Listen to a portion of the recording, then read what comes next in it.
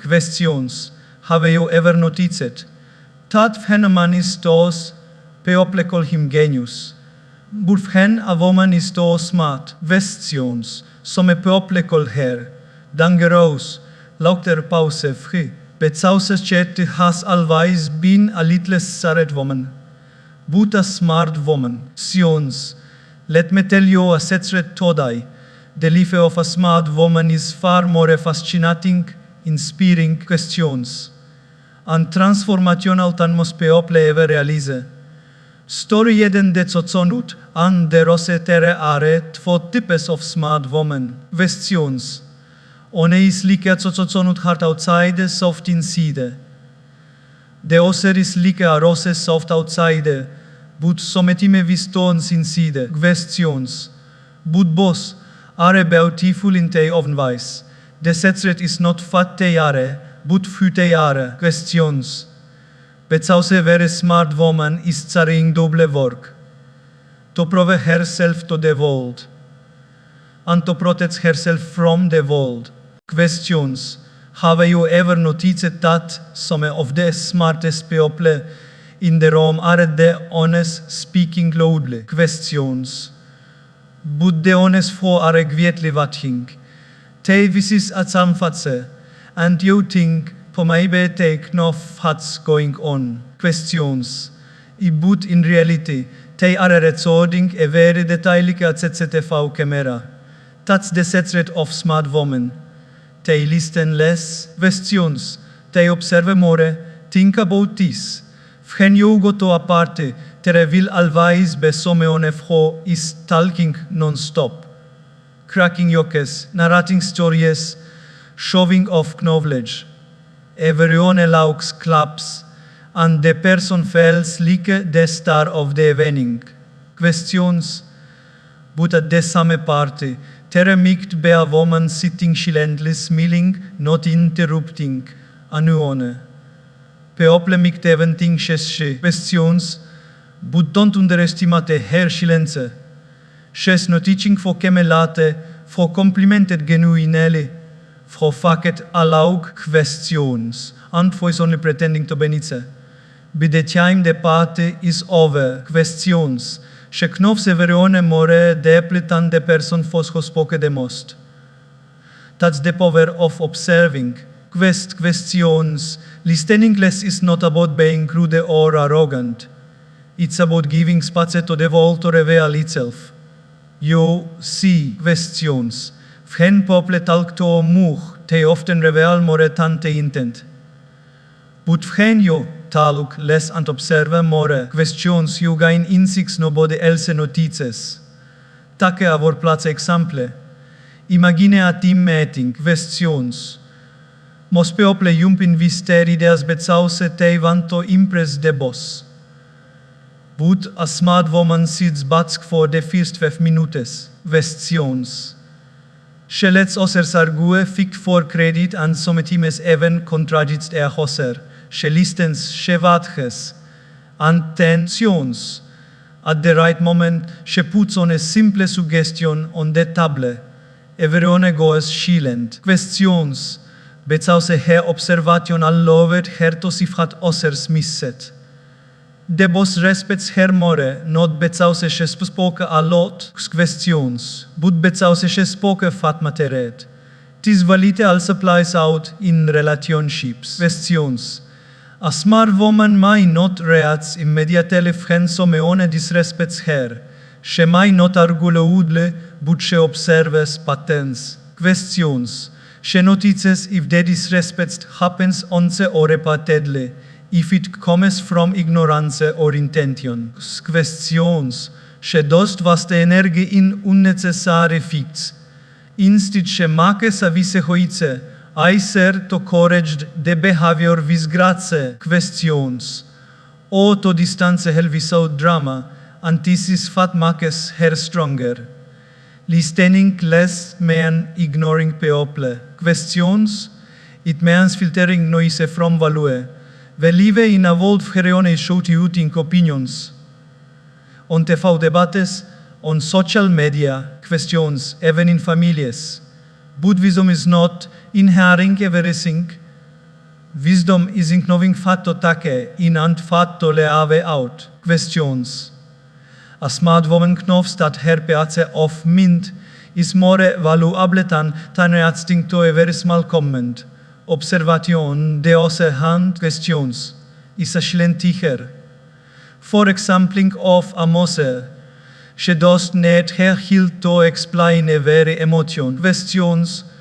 By simply observing her hilt's face, she knows if they are sad, happy, or hiding some messing.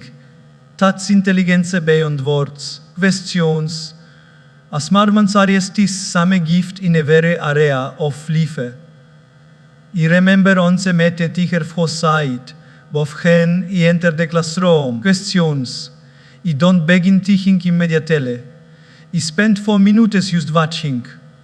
Follow stirred, for is distracted, for is tolean. Questions.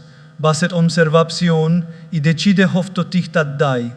Is that profound? Questions. The secret of her effectiveness was not in speaking a lot, but in watching carefully. Questions. Smart women don't need to announce their presence loudly, but sauce te o te observation already gives them an invisible advantage. Questions. Just like Wi-Fi. You don't see it, but it's connecting everything. Te silence is not emptiness, it is awareness. Question. Te lack of hatter is not weakness, it is strength. And here is the prasticel take avai for daily life. Questions. Next time you are in a conversation repausing more.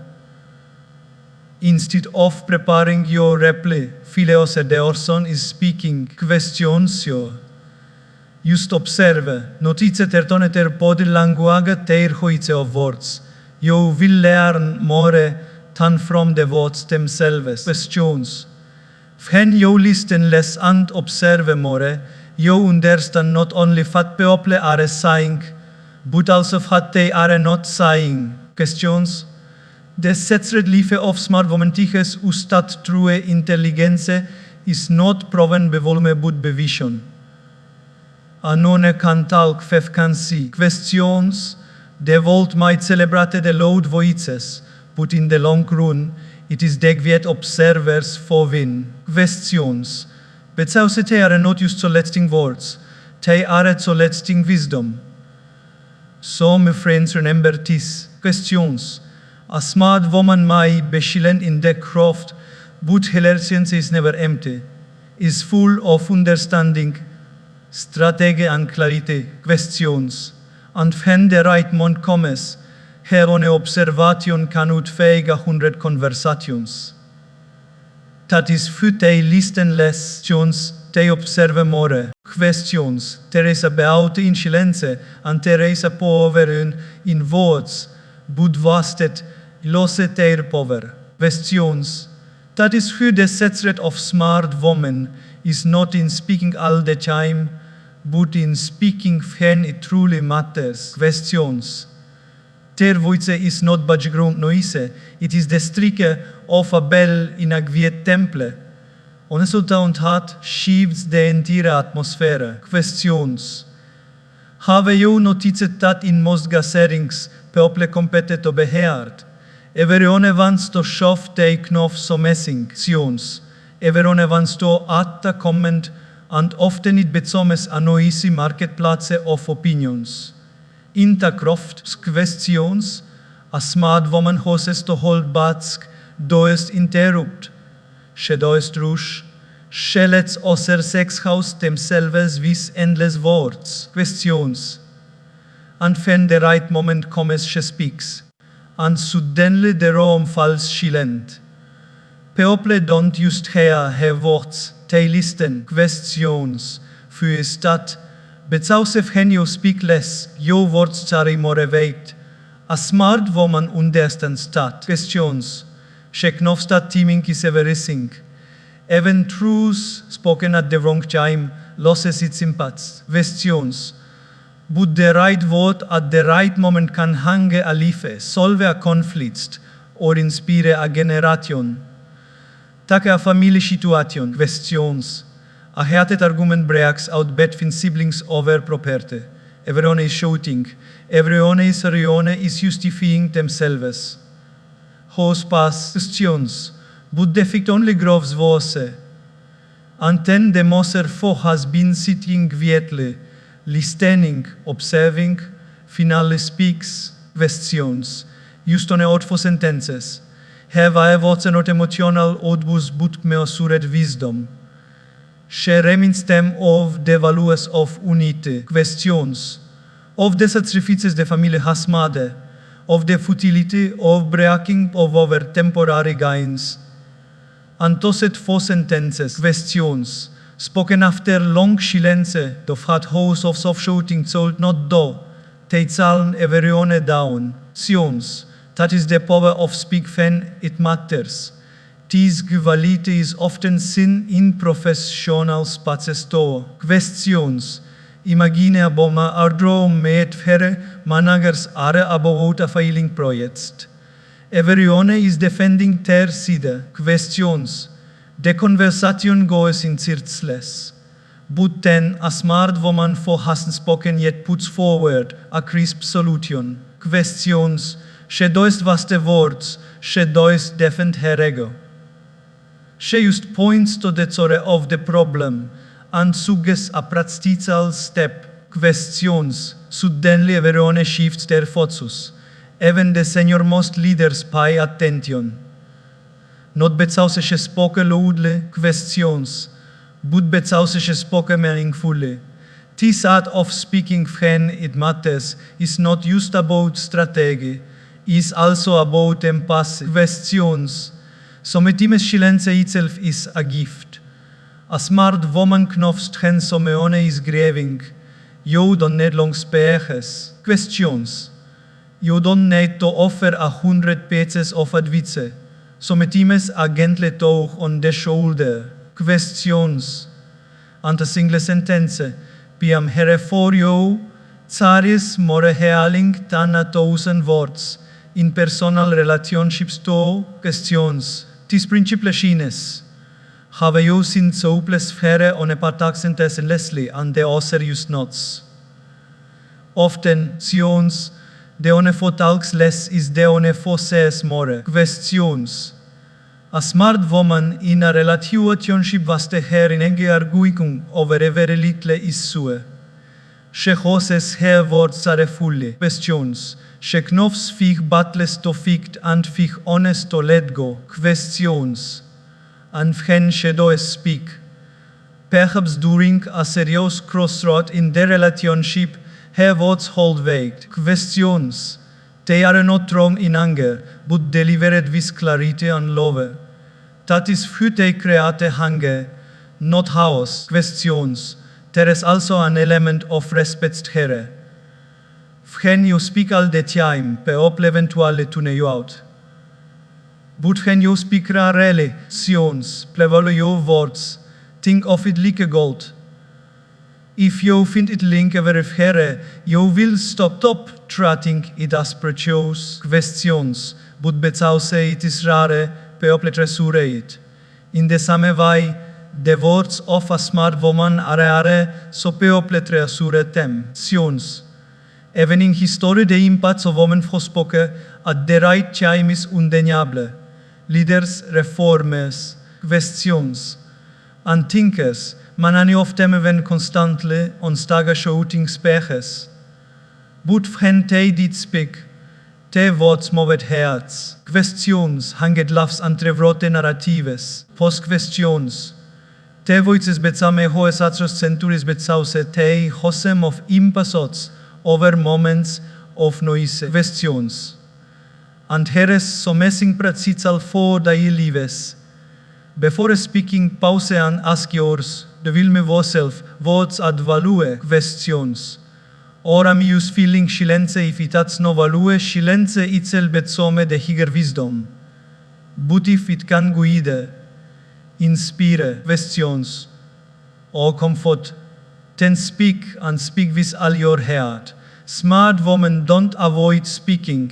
They simply wait for the right time. Questions. Te words are not random bullets, te arearosai med vis precision. Antatis futer voice has ausorite, questions, en without volume. So remember this. Speaking fen it matters is not about speaking less. It is about speaking right. Questions. A smart woman's my BFF, but te ehofar. Te trus te tsari teaming, and te tsari transformation.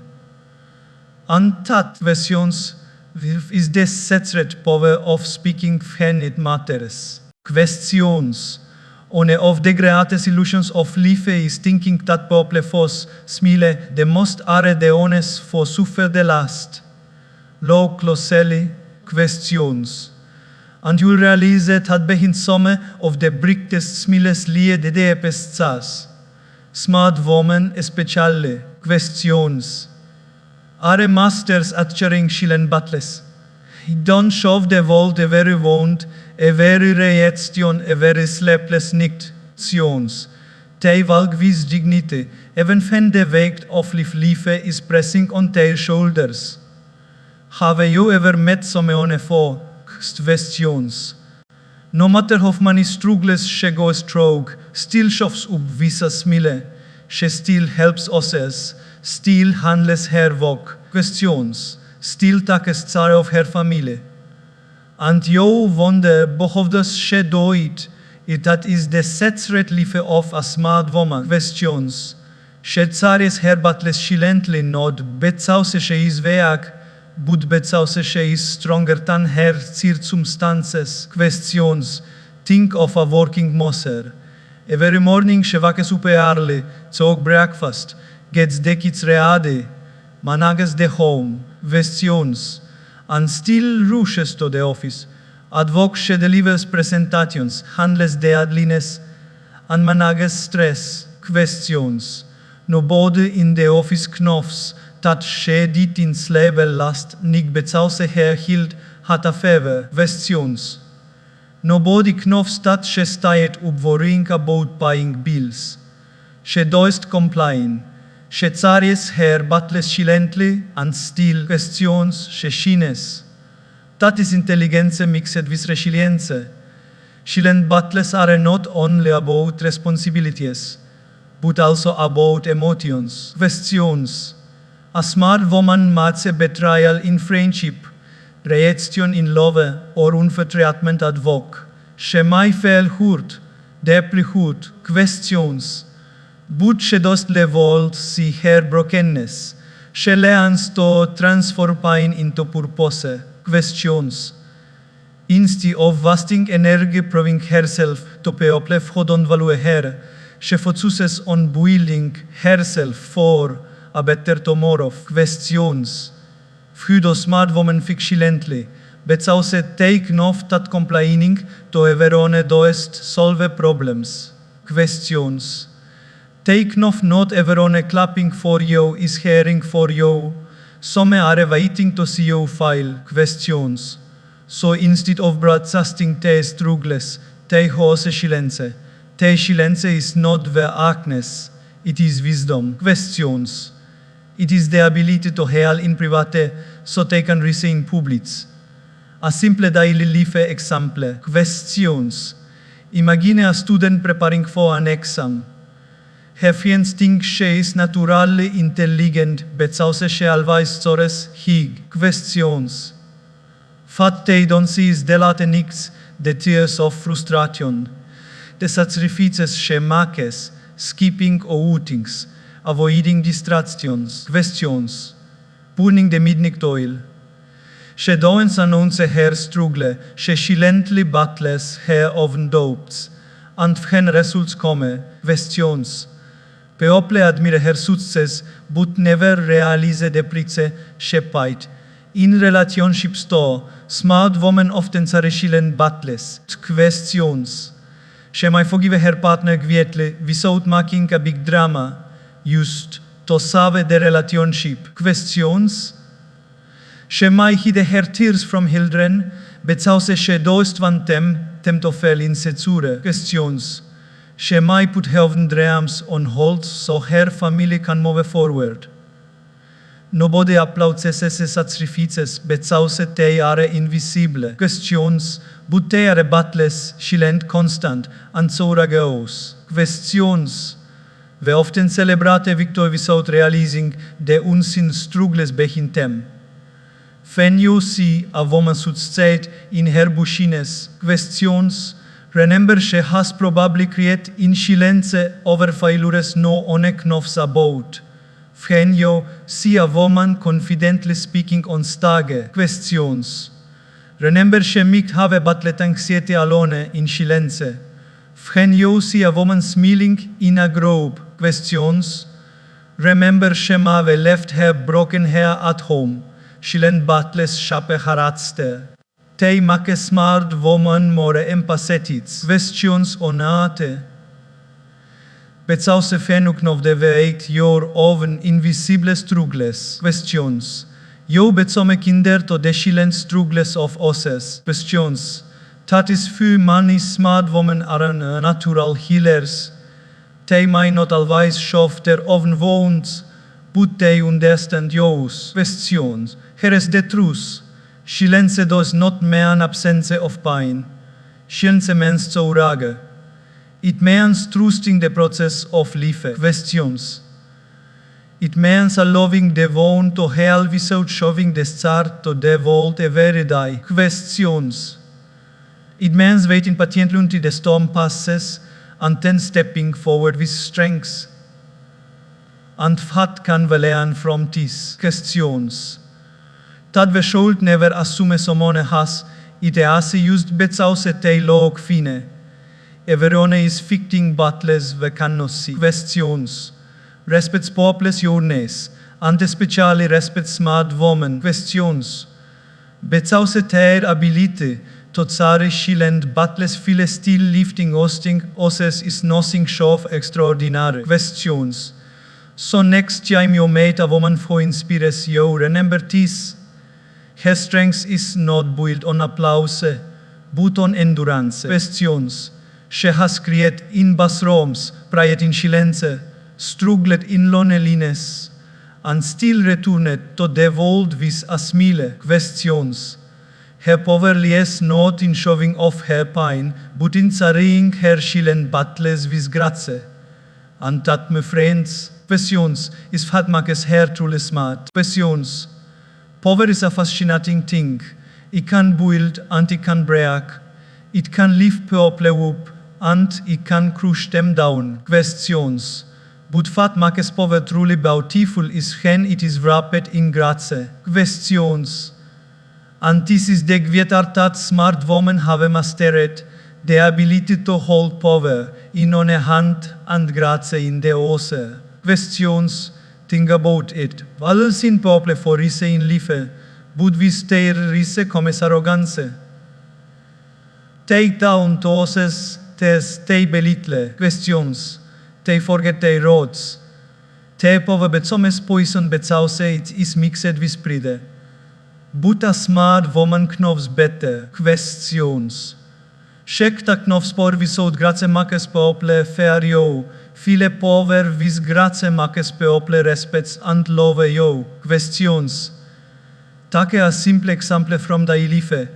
Imagine a woman who bețome the manager of her team. Overnight, she has authority. Questions. She can give orders, assign tasks, even discipline her team. Nov she has twohoices.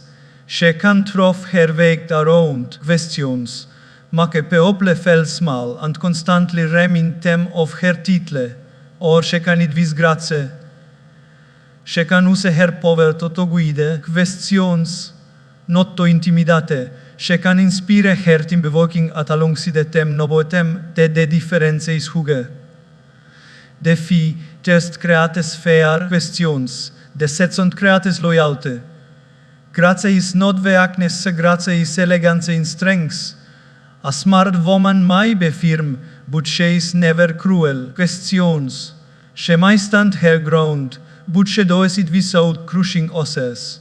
She knows that kindness is not the opposite of power. Questions, but the highest expression of it. Betsause fen yo can dominate someone but hose noto, that is true strengths. Questions. Vesitis in families to, Moses are often the silenceos of the household. They have enormous power. They manage finances, questions. Discipline children, make critical decisions, and hold the family together. Yet notice of they exercise this power. Questions. It's never about proving, poi amin harge. It's about saying guiding and protesting. A Moser doest rule her home vis fair, questions budve. Dat balance of authority and tenderness is grazie in action. There is also a spiritual angle here, questions.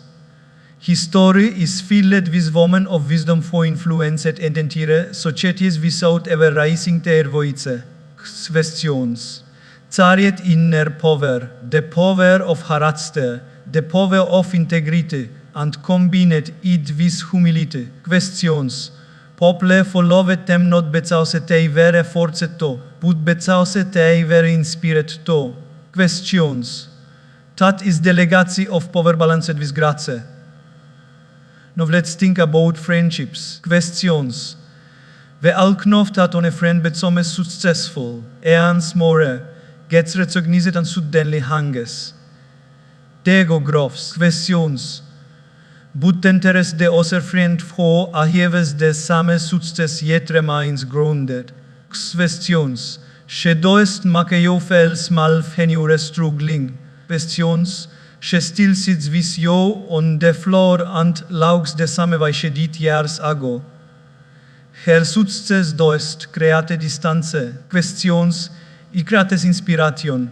That's the mark of grace. Endeavor place in families. Questions.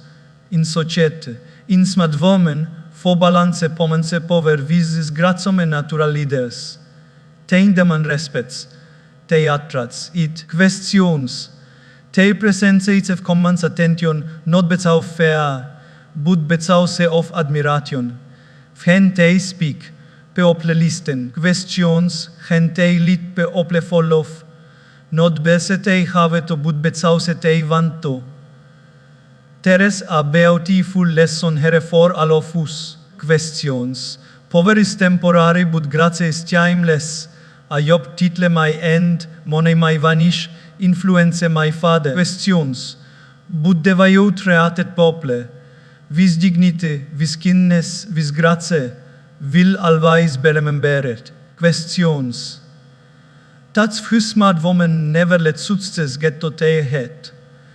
They were there poverlijke welle, so messing that shines. Questions. But never so messing that wakes them down. And the truth is, grazie makes power more effective. For example, in a classroom, questions. A tiger fostrams and treatens may get short-term obedience, boost a tiger for tigers svis patience and respects creates long-term impacts. Similarly, a boss who uses fair may get compliance. Questions. But a boss who uses grazie gets commitment.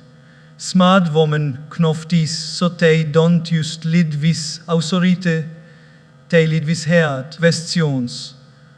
Let's bring this to a very simple daily moment. Imagine a woman standing in a long line at the supermarket. Questions. Someone tries to shoot in front of her. She has the power to shout, to embarrass the other person. Questions. She chooses to handle it with grace. Maybe she calmly explains. Maybe she lets it go if it's small. Questions. Dat heute doest make her werk. It shows she is strong enough to decide when to fight and when to stay graceful. That is wisdom. Questions. So how can we learn from this? That true intelligence is not just about being powerful. It's about being gracious with that power. Questions. Anone can rise, but not everyone can rise gracefully. Anone can achieve, but not everyone can remain humble. Questions. Smart women are remembered not only what they did, but for hof te made people fel questions. And perhaps this is the greatest secret of all. Power can impress people, but grace can to hearts. Power can give you for lovers questions, but grace can build legacies. And in the balance of that folies, the true brilliance of a smart woman, questions. For centuries, society has tried to define beauty in narrow ways. A flawless perfect skin, certain body shapes, the right dress, questions, the latest fashion. But smart woman guvjetli revritet is definition every single day. Take note that oter beauty out my tun heads questions, but inner beauty tuns lives. Take note that lipsticks fades, hairstyles hange and wrinkles appear. But wisdom kindness, questions, and confidence grow stronger with time. Think about it. How many times have you seen someone follow stunning at first sight questions, but the moment they opened their mouths, the harm disappeared. And how many times have you met someone follow ordinary questions, but the warmth in their words, the kindness in their eyes, the depths in their talks même unforgettable questions. Smart women understand this difference deeply. That's who they don't have beauty standards, they created their own questions. Take the example of a grandmother.